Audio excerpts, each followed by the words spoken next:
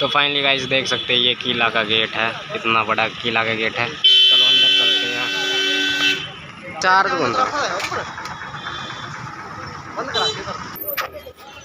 Guys ये देख ही सकते हो कितना पुराना महल सा लग रहा है, बहुत पुराना है। आगे चलते आगे किला मिलेगा हमें, किला में जाएंगे आज। तो फाइनली गाइस आ चुके हैं किले पे, ये रहा किला का गेट। अब जाएंगे पीछे, फिर जाएंगे इसके अंदर और दिखाएंगे आपको क्या है क्या नहीं। हम पहली बार आए हैं यहाँ पर। तो फाइनली गाइस ये है इसका गेट, इसमें से करेंगे हम एंट्री और अंदर जाएंगे, देखेंगे क्या है क्या नहीं। तो देख ही सकते हो गाइस कितना प्राचीन लग रहा है। अंदर चलकर देखेंगे, बहुत सी चीज़ें देखने को मिलेगी। पता नहीं कहाँ को रास्ता, मुझे तो पता नहीं। यहाँ से जाएंगे, यहाँ से देखेंगे। तो देखो गाइस ये रहा गेट है, यहाँ पर ये गेट लग रहा है। इसके अंदर से जाएंगे और देखेंगे क्या हमें मिलेगा देखने को। तो बने रहना ब्लॉग में, अंदर जाके देखेंगे। हम तो पहली बार आए हुए हैं यहाँ पर, क्योंकि इसका दूसरा गेट हिसार में है जिसका नाम गुजरी महल कहा गया है। और इसके अंदर जाकर देखेंगे। गए को नहीं। इसी देखिए ये है इसका फ्रंट गेट, इसका अंदर करेंगे एंट्री और चलते हैं आगे।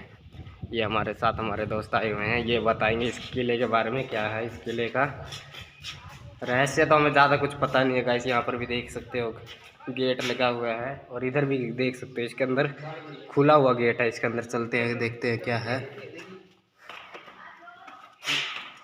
तो गाइस यहाँ पर हमारे घर पे चुनाई लगी हुई है, यहाँ से लेकर लेके जाने पड़ेंगे शायद मेरे को। गाइस हम पिछली बार एक बार आए थे तो यहाँ पर चीज़ बेच रहे थे, यहाँ पर चीज़ बेच रहे थे और देखते अंदर चल के। तो हम आ चुके हैं अस्सीगढ़ किले, जो हांसी में है। हरियाणा राज्य के हांसी ज़िले में है अस्सीगढ़ किला।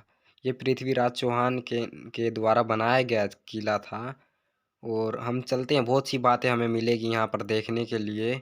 और इस किले में बहुत सी प्राचीन चीज़ें भी है जो हमने देखने को मिलेगी। और आसपास आप देख ही सकते हो सब खंडर खंडर सा हो गया। बहुत ही पुराना किला है, जो कि 1000 ईस्वी में के आसपास बनाया गया किला था। ये पृथ्वीराज चौहान के द्वारा बनाया गया था।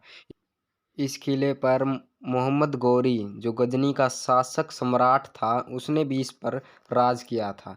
कहा गया था कि उसने पृथ्वीराज चौहान को हरा कर इस पर शासन किया था। पृथ्वीराज चौहान एक सम्राट थे जो कि दयालु थे और उन्होंने 17 बार मोहम्मद गौरी को हराया था। और उसके बाद इस पर गौरी ने इन पर राज किया था और उसके षड्यंत्र के कारण पृथ्वीराज चौहान को हरा दिया गया। आप आसपास सब देख ही सकते हो। और ये हमें दिखाई दे रहा है छोटा सा गेट, पृथ्वीराज चौहान जी ने द्वारा बनाया गया था। और इसमें घोड़े को रखा जाता था। कहा जाता था कि उनके पास घोड़ों के लिए बहुत ही संख्या में घोड़े होते थे जो युद्ध के समय काम आते थे। और आप देख ही सकते हो कितना पिल्लर अच्छा सा दिखाई दे रहा है। पिल्लर के द्वारा बनाई गई चीज़ें हैं और छोटी छोटी ईंटें लगी हुई है, जिस पर कि अभी तो मिट्टी चढ़ गई है, हमें साफ तरीके से दिखाई नहीं दे रहा है। तो हम चलते हैं बाहर, देखते हैं हमें और क्या मिलेगा देखने के लिए। तो बने रहना अंतिम तक और देखते हैं। और निकल चुके हैं हम बाहर ही और आ गए हम बाहर। तो ऊपर की तरफ देखते हैं क्या हमें मिलेगा देखने को। तो गाइस यहाँ पर बहुत से पर्यटक लोग भी आते हैं देखने के लिए कि ये अस्सीगढ़ किला का रहस्य क्या था। और यहाँ पर देख ही सकते हो आसपास सब। यहाँ पर एक पीर बाबा की मूर्ति भी है जो हमें देखने को मिलेगी। ये रही पीर बाबा की है, आप देख ही सकते हो पीर बाबा की। ये अभी बनाई गई होगी, ये पहले के ज़माने में नहीं है थी, अभी बनाई गई है ये तो। और यहाँ से सारा आप व्यू देख सकते हो, कितना अच्छा लग रहा है व्यू। छोटी छोटी से घर दिखाई दे रहे हैं, ये पहले के ज़माने में नहीं होते होंगे। और ये बहुत ही 12 हेक्टेयर में फैला हुआ है। बहुत ही बड़ा किला है जो अब तक नष्ट हो चुका है। और यहाँ पर बहुत सी बस्तियाँ दिखाई दे रही है, दूर दूर तक घर दिखाई दे रहा है। यहाँ से नीचे गिर गए तो बचना बहुत ही मुश्किल है गाइस। अगर यहाँ से नीचे भी हम गिर जाते हैं तो यहाँ पर बचना बहुत ही मुश्किल है। हम बहुत ही ऊंचाई पर खड़े हैं और नीचे जाने का कोई रास्ता नहीं है, सब खंडर है। यहाँ पर सिक्योरिटी गार्ड भी नहीं लगाया गया है कि यहाँ पर कोई रोक टोक ही नहीं है। तो हम आगे की तरफ चलते हैं, देखते हैं हमें क्या मिलेगा और देखने को। तो गाइस वहाँ पर भी हम जाके देखते हैं वो क्या है क्या नहीं है। तो बन चलते हैं आगे, देखते हैं। ये मुझे पता नहीं क्या प्राचीन सा लग रहा है, देखते हैं इसमें क्या रहस्य होगा इसका भी। तो देखते हैं। ये ऊंचाई से निचाई की तरफ बनाया गया है। ऐसा लग रहा है कि यहाँ पर बारिश का पानी एकत्रित किया जाता होगा शायद।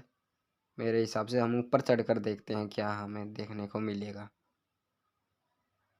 तो यहाँ पर हमें कुछ खाई दिखाई दे रही है गाइस, देख ही सकते हैं, आपको भी दिखा रहे हैं कितनी निचाई पे है। ये देखो, ऊपर से गिर गए तो बचना बहुत ही मुश्किल है और निकल पाना बहुत ही मुश्किल होगा। और हम ऊपर चढ़ कर देखते हैं गाइस, ये देखो सभी तरफ से बंधा हुआ है गेट। इसमें गेट दिखाई नहीं दे रहा है, क्या पता गेट बंद हो गया होगा अब तक। तो इसमें कुछ दिखाई नहीं दे रहा, मेरे हिसाब से इसमें पानी एकत्रित होता होगा और गेट हमें कुछ दिखाई नहीं दे रहा है। आखिर क्या रहस्य होगा इसका, हमें ज़्यादा इसके बारे में पता नहीं लग रहा। आप ये सब देख ही सकते हैं, यहाँ पर ऊंचाई दिखाई दे रही है और इसमें बारिश बारिश जब आती होगी तो इसके द्वारा नीचे इसके अंदर आकर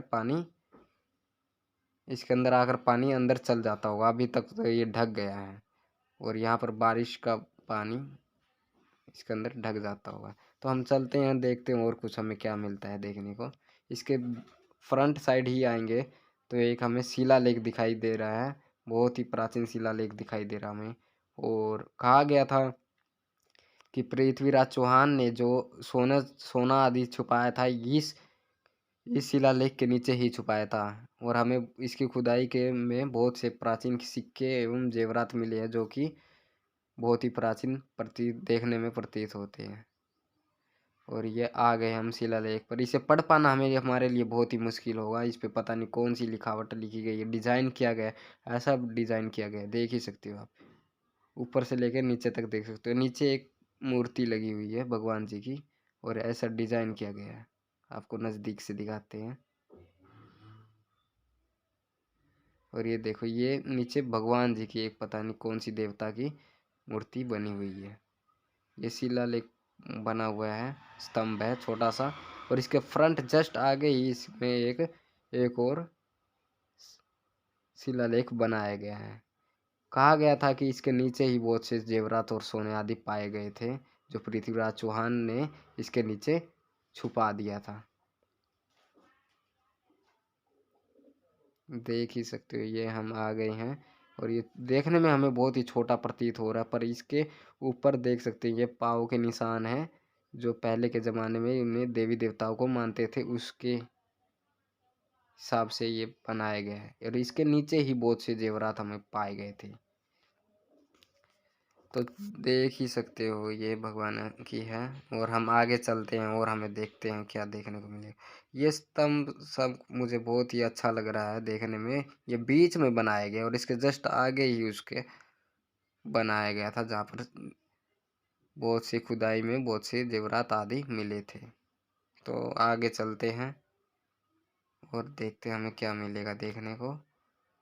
और वहाँ पर एक देख ही सकते छो एक और चीज़ देखने को मिल रही है। ये हम आ गए हैं, नीचे उतर रहे हैं और देखते हैं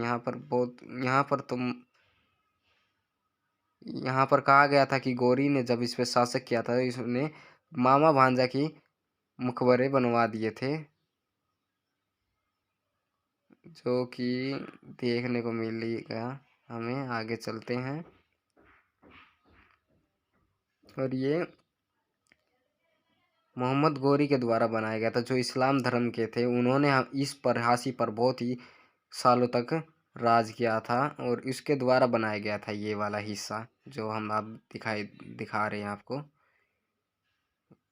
देख ही सकते हो यहाँ पर छोटे छोटे बच्चे भी हैं जो घूम रहे। दिन का टाइम हो रहा है और यहाँ पर बहुत से प्रकार के भगवान और एवं देवी देवताओं के बनाया गया है। और ये देख ही सकते हो छोटे छोटे से बहुत ही शानदार दिखाई दे रहा है। और ये भगवान की है मूर्ति और वहाँ पर भोलेनाथ की भी लगी हुई है। और ये पीर बाबा की लगी रही है, पीर बाबा का है। और वहाँ पर आग होता है, हवन वगैरह।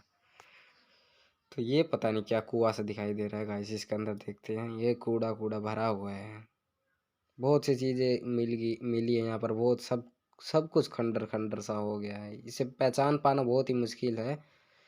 कहा गया था कि पृथ्वीराज चौहान ने ये इस पे बनाया था, और इसके बाद इसमें इस्लाम धर्म ने भी इस पर राज किया था। तो उन्होंने 80 राज्यों के लिए तलवारें बनाया करते थे, जो कि यहाँ से तलवारें भेजा करते थे। ऐसा भी माना गया था कि 80 राज्यों के लिए तलवारें बनाई थी इन्होंने, 80 किलो के लिए, और बाहर भी तलवारें जाती थी। और ये पता नहीं प्राचीन सा कुआं में प्रतीत हो रहा है कि हमें इसमें देखना चाहिए या नहीं देखना चाहिए। चलो देख लेते हैं। ये तो अभी बंद हो गया है, इसमें किसी टाइम में पानी हुआ करता होगा। और बहुत ही प्राचीन ये सा दिखाई दे रहा है, छोटी छोटी ईंटें दिखाई दे रही है आपको। और ये छोटी सी पैड़ी आप देख ही सकते हो, यहाँ पर एक ही समय में एक ही आदमी ऊपर चढ़ सकता है। और पैड़ी की ऊंचाई बहुत है और छोटी छोटी पैड़ियाँ हैं। ऊपर चलते हैं, चढ़ते हैं, देखते हैं। यहाँ से देखो गाइस, कितना व्यू दिखाई दे रहा है दूर दूर तक। ये पूरा किला का ही हिस्सा था। और यहाँ पर भी छोटे छोटे बच्चे बैठे हुए हैं। तो आ गए हम यहाँ पर। हमसे भी कोई गलती हुई तो माफ़ कीजिएगा। मामा भांजा का बनाया गया था यहाँ पर, जो कि गौरी मोहम्मद ने बनवा दिया था। यहाँ पर छोटे छोटे से देख ही सकते हो, पत्थर कैसा पत्थर दिखाई दे रहा है, बहुत ही डिजाइन किया गया है पत्थर। तो हम चलते हैं ऊपर की तरफ फिर से, और देखते हैं ऊपर की तरफ। हमें ज़्यादा कुछ यहाँ पर प्राचीन चीज़ें, मुझे ये समझ नहीं आ रहा गाइस, ये क्या है क्या नहीं। हम फिर से आ गए हैं यहीं पर, और इसके बारे में क्या रहस्य होगा। इसे रानी घाट का नाम भी दिया गया है गाइस यहाँ इसे। और यहाँ इसका दरवाज़ा हमें दिखाई नहीं दे रहा, आखिर क्या है इसका रहस्य। रानी घाट का नाम दिया गया है। कहा गया था कि इस हाशी पर बहुत से राजाओं ने शासक किया था। पृथ्वीराज चौहान ने तो बनवाया था, और मोहम्मद गौरी के ने शासन किया था इस पर भी। और उनका मानना था कि हमने दिल्ली पर शासक किया तो हिंदुस्तान को अपना बना सकते हैं। तो उन्होंने दिल्ली दिल्ली को जीतने के लिए पृथ्वीराज चौहान से युद्ध किया। पृथ्वीराज चौहान एक सम्राट थे जो कि बहुत ही प्रसिद्ध माने जाते थे। उनका मानना था कि वे राजपूत थे, राजपूत धर्म से थे। और राजपूतों का मानना था कि हम निहत्थे पर वार कभी नहीं करते हैं। और इसी कारण मोहम्मद गौरी को 17 बार उन्होंने माफ़ कर दिया था। और उनके कन्नौज के राजा जयचंद के द्वारा इनकी संधि की गई। मोहम्मद गौरी और जयचंद ने संधि करके पृथ्वीराज चौहान को हरा दिया, और उसे बंदी बनाकर वो गजनी ले गया। इसका जयचंद ने उनकी मदद इसलिए की थी क्योंकि उनकी पुत्री से उन्होंने प्रेम किया था, और उन्होंने पृथ्वीराज चौहान ने उनकी पुत्री को अपनी पत्नी बना लिया था। इसी कारण जयचंद को ये बात पसंद नहीं आई, और उसने मोहम्मद गौरी से मिलकर पृथ्वीराज चौहान को हरा दिया। मोहम्मद गौरी ने कहा था कि तुम अपने देश के नहीं हो सकते तो हमारे क्या होगे। तो उनके जीतने के बाद उसकी भी मृत्यु करा दी गई। और आप देख ही सकते हैं यहाँ पर बहुत बहुत से पहाड़ दिखाई दे रहे हैं। हम ऊपर की तरफ चढ़ते हैं, देखते हैं हमें कैसा व्यू दिखाई दे रहा है। बहुत से प्राचीन बातें हमें मिलेगी इसमें पृथ्वीराज चौहान के। वह एक कहा गया था कि उन्होंने गौरी को एक तीरबाजी के कारण मार दिया, और वह तीरबाजी में भी निपुण थे। जब पृथ्वीराज चौहान को गजनी ले जाया गया तो उनके सेनापति को ये बात पता चल गई, जिसके नाम चंद्रबरदाई था। और उन्होंने चंद्रबरदाई ने पृथ्वीराज चौहान की रक्षा करने के लिए वह भी गजनी पहुंच गए। गजनी पहुंचने के बाद उन्होंने उनको भी गजनी पहुंचने के बाद उनको भी बंदी बना लिया गया, और पृथ्वीराज चौहान के साथ बंदी गृह में डाल दिया गया। तो उनका मानना था कि वे एक तीरबाजी थे और गौरी ने तीरबाजी का आयोजन किया था और उस आयोजन को देखने के लिए पृथ्वीराज चौहान ने उस आयोजन में भाग लिया था और उनकी आंखें तो फुड़वा दी गई थी क्योंकि वह इस्लाम धर्म को अपनाने वाले नहीं थे। गौरी का मानना था कि इस्लाम धर्म को वो अपना ले, परंतु उन्होंने अपनाया नहीं। उनकी आंखें नीचे नहीं हुई थी तो इसी कारण उनकी आंखें फोड़ दी गई। तो उनकी आंखें फूट भी गई तो भी उन्होंने बहुत से तीरबाजी में वो निपुण थे तो उन्होंने तीरबाजी के कारण उनको गौरी को मार दिया और उन्हें जयचंद्र और पृथ्वीराज चौहान ने आपस में एक दूसरे को मार दिया। उनका मानना था कि हम किसी इस्लाम धर्म से नहीं मारे जाएंगे, इसी कारण उन्होंने अपने आप को ही ख़त्म कर दिया। वे राजपूत थे और उनका मानना था कि हम कभी निहत्थे पर वार नहीं करते हैं और बहुत सी प्राचीन बातें हमें जानने को मिलेगी।